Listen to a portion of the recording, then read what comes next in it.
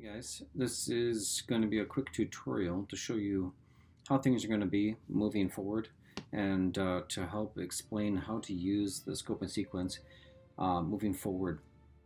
A couple quick reminders. My office hours are going to be Monday and Wednesday. On Monday, I'll be on Google Meet from 8 to 10. And so if you want to drop in, do a quick video conference with me or ask me some questions, you can do that.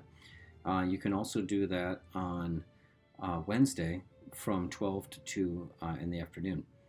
Other times, if you need to get a hold of me, just go ahead, send me a message on Jupiter, email me. There's just, of course, a lot of ways that you can get a hold of me. All right, so I'm going to show you how we're going to do this. All right, so I'm going to shrink myself here. And what you're going to do is you're going to go to the scope and sequence. Now, the scope and sequence is going to look a little different than it did before. Okay, so what I've done is I've taken the scope and sequence that we had here, and this is what we used throughout the year.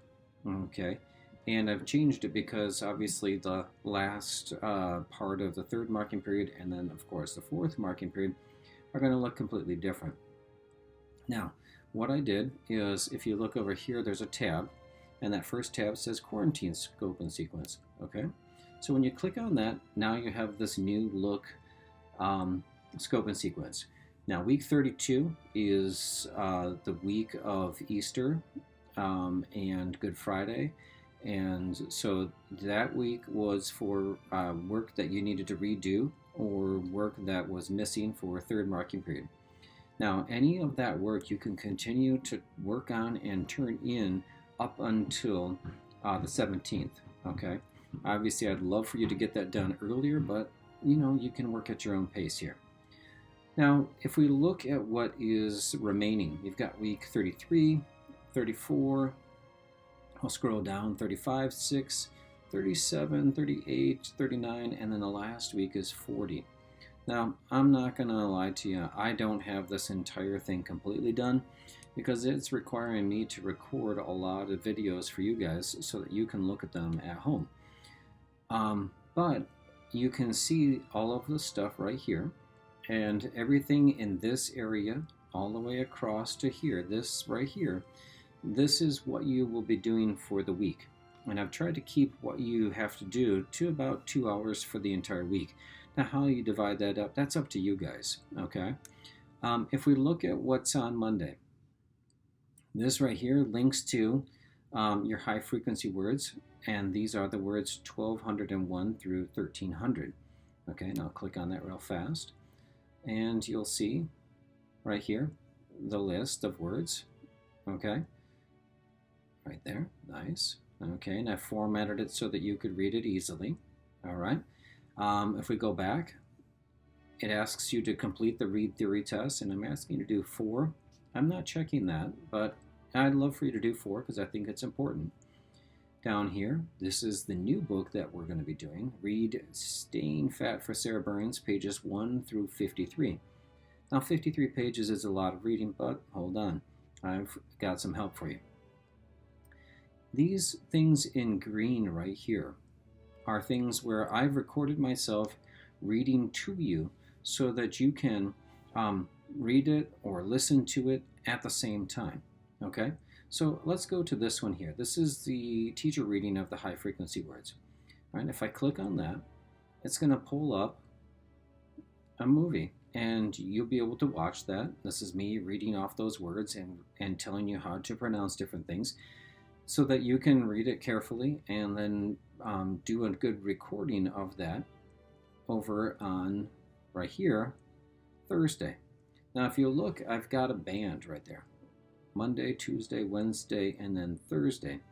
And as you see, on Thursday, it's bolded, and this will send you right to a link on Seesaw so that you're able to record that specific assignment for me. So I can click on that. Let's go to that link right there.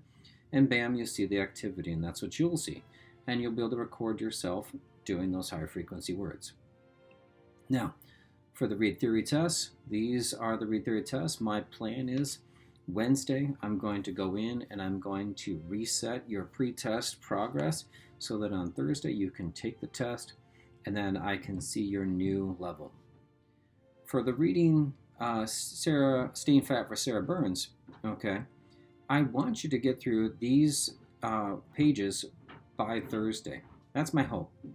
Now, what you'll see here is I introduce the book right here, and then down here, I read all of the separate chapters to you.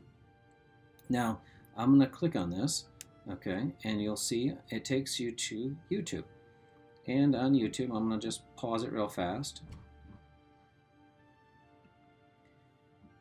On YouTube, you can watch this thing full screen. Okay, now I've tried to do a pretty decent production value right here. But if you take a look right here, you'll see me reading the book to you, and you'll be able to see the book at the same time. Okay, you'll be able to take a look at this whole thing right there and follow along as I read it to you. Now, I know that for some of you, you might not want to read it that way. So you can just read the text right here in this orange band all the way across. Okay, now I have the 3 separate chapters, okay, and then right here on this side right here, I have write a response to the question on Google Classroom for week 33. And when you click that, it's just going to take you to Google Classroom. All right, so I'll go there and we'll take a quick look. It will take you to the splash page here, the very first page of the Google Classroom. And then up here, you're going to want to click Classwork.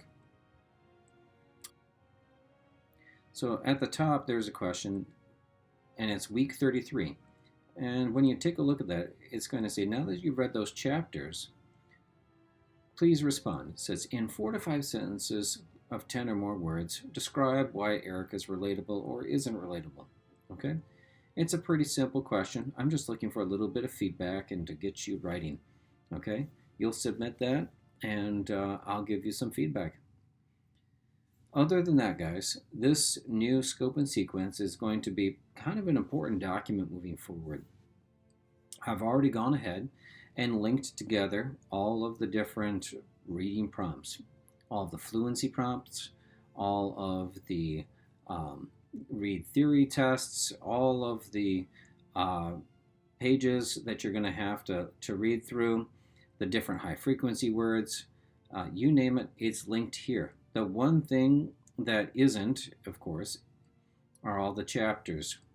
And those are going to take me some time to record. I'm not going to lie to you. There's 20 chapters, and I have to work on that. That being said, I'll have them ready for you at the beginning of each week. One quick thing. In this column right here, you'll see this, examine the visual graphic abuse wheel. That's just a side activity I'd like you guys to do for week 33.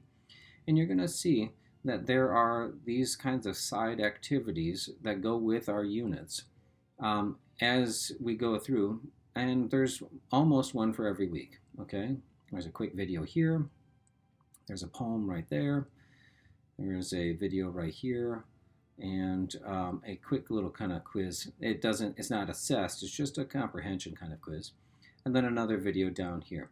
Okay, these are just to help you understand and appreciate what's going on with the book, and there's something that if you wanted to respond in these questions, you could add to the questions and talk about the abuse wheel or the video. Okay, I know it's a lot. I know it's a big change. The good news is you guys have already done a lot of this stuff, so you're used to it, and that's not such a huge thing for you to change. But just keep in mind, okay, those times, Monday, Wednesday, 8 to 10 on Monday, and 12 to 2 on Wednesday, you can come on, ask me questions, and I can help you through this. And I can explain how to use any of this. All right? All right, guys. Stay with it. I look forward to seeing what you come up with over these next few weeks. And I miss you guys. I'll talk to you later.